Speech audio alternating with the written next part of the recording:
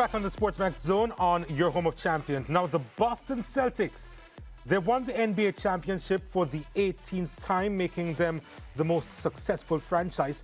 The Celtics defeated the Dallas Mavericks 106-88 to secure a 4-1 series win and the Larry O'Brien Trophy. The Celtics, who are winning only their second title in the last 37 seasons, have now surpassed the LA Lakers, who have 17 titles.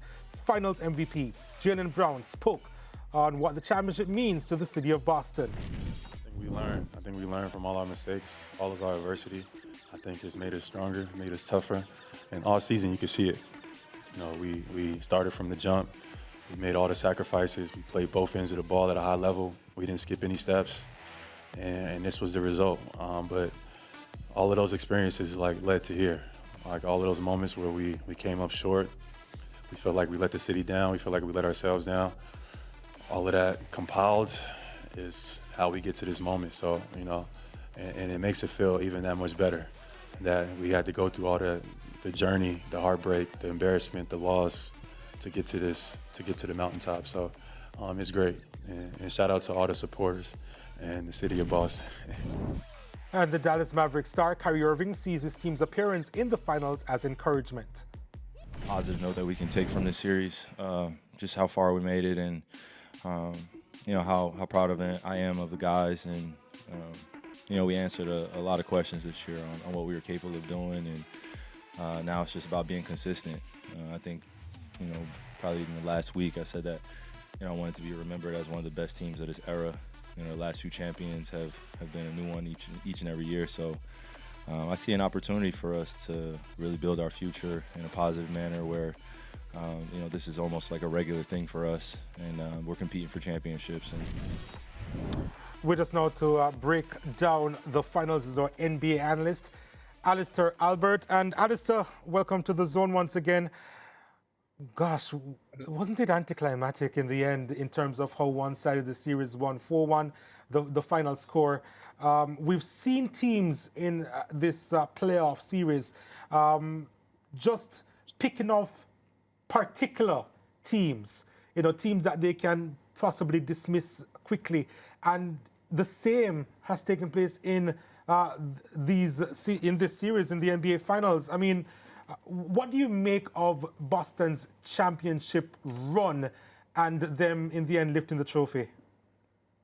They're champions. That's what I think of it. And I think a lot of people are trying to make that analysis and trying to really dig deep into it and try to assess, you know, their path to the finals and, you know, was it the weakest path ever and all of that. The whole point is they won the championship. And I think big respect due to them for being able to do that. But yeah, obviously they faced some teams who had some injury issues. And one thing most champions will say is that it's not just about how they play. Sometimes you need a stroke of luck to be able to win and kind of, you know, capture that trophy at the end. And, you know, the luck fell right there for them. The luck of the Irish, as I suppose they'll call it in Boston, you know, getting the lucky draws where, you know, Miami, Indiana, and all these teams had their issues. But coming against a Dallas squad, you know, in these finals, you know, they faced a different challenge where injuries were not necessarily an issue with them. The injuries were more on their side, with Kristaps Porzingis not being there for games 3 and 4, I believe.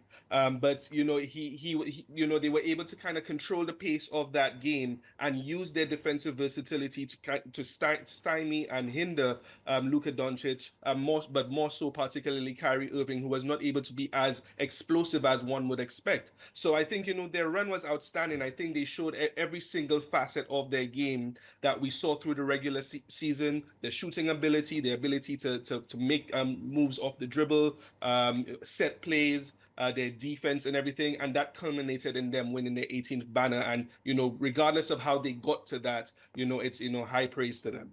We've seen a couple of transformations in the playoffs and in the finals in particular, and I must highlight Jaylen Brown for what he has done. Of course, he would have come off massive disappointment a couple of seasons ago.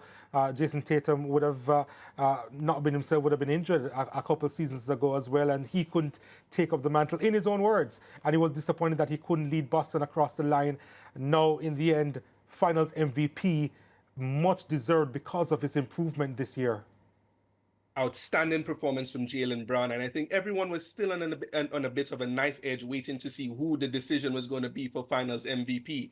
And him getting called by Adam Silver at that point, I think there was a little bit of shock there because most people thought it might have gone to Jason Tatum, but Jaylen Brown stepped up in critical parts of this series, where Jason Tatum wasn't able to offensively carry the team as you would normally expect him to.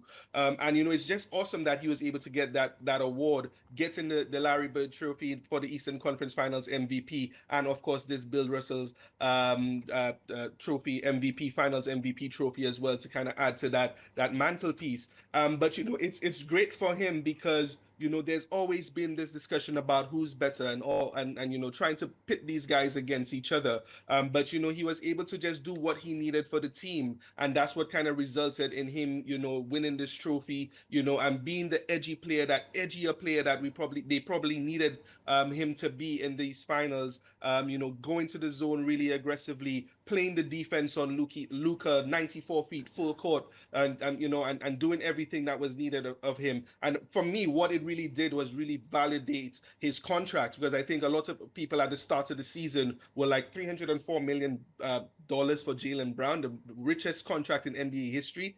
Is he actually worth it? He's not the leader of this team, but what he did this run, I think, absolutely validates it, and I think it's just a perfect cherry on top of the icing of the cake for him in being able to prove that he's worth every bit of the money that he got there last off season. It's said in football that defense wins championship. I suggest can be said the same thing can be said of NBA basketball, because I've noticed Boston these last 3 seasons, and they've emphasized so much on what many have called like the 90s style defensive displays that we would have seen back then. But again, it was a matter of them stifling Dallas Mavericks in these finals. That's it. 4 of the 5 games they were able to hold Dallas under 100 points. That's impressive in itself, considering, the personnel that Dallas employs, especially with Luka and Kyrie. These guys could go off for 50 to 60 points on any given night between them. So we saw that in game 5, I think, of the Western Conference Finals against Minnesota, where both of them put up 36 points. And, we know that's within their capabilities. Luka himself, despite, the struggles, still averaged 29 points in this series. Kyrie, of course, is a little under what you expect with just 19.8. But they were able to kind of do what they needed to do. But the Boston Celtics were able to just employ the length that they have, the versatility. Every single person within that first team, that starting 5 unit, have all defense capabilities, and that was just overwhelming for the Dallas Mavericks, I suppose. And that's what kind of really just kept them from being able to do any further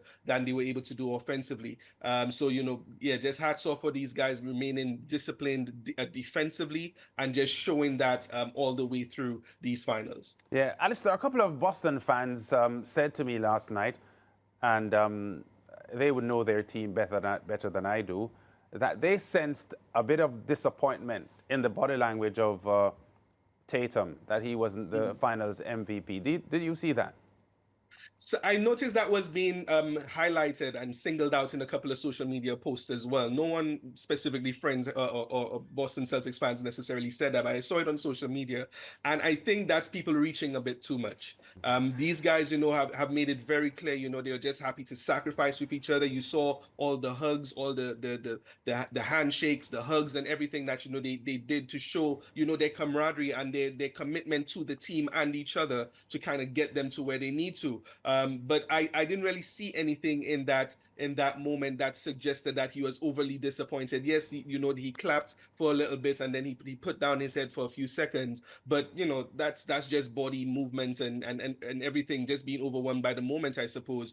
I honestly and truly genuinely believe that he was truly happy for Jaylen Brown. Yes, he probably led the team in all the offensive categories or counting stats for this team, but he knows very well he didn't perform as we would expect throughout the whole series, offensively perfect, and Jaylen Brown was the one who kind of carried them. So I think he was just as happy for him, winning that trophy. Yeah, and Alistair, it's not, in the past decade at least, normal for regular season champions to go on to win the whole thing. I don't think any team had done that since the Warriors in 2017. And I think the Warriors did it back a year or two before that as the only two teams in the last 10 years to have won the regular season and kept their form going to go all the way. Does this say anything about the Celtics and what they have been able to achieve this year, the entire body of work that they have been able to achieve? I think it definitely does. And what it does is definitely highlights front office decisions and moves by Brad Stevens, being able to put this team together. Drew Holiday, of course, coming from that trade that they got from Portland when he was moved from Milwaukee. And of course, getting Kristaps Porzingis from the Washington Wizards last season. These moves complemented the team. And of course, Derek White as well.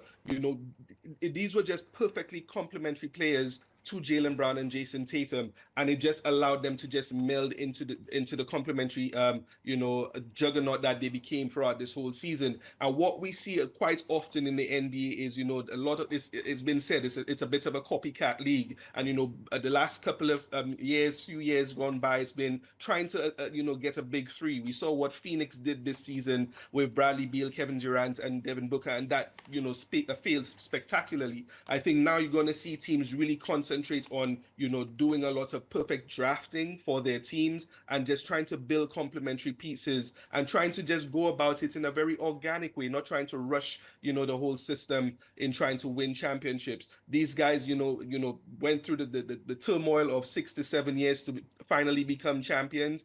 Some teams might not have that patience because of luxury tax issues and whatever it is, but I think it shows that patience is really a virtue, and that's what could actually take you to the promised land if you kind of just stick with it and have the personnel to do that as well. Alistair, thanks so much for your insight on these finals, and we'll catch up again soon, all right?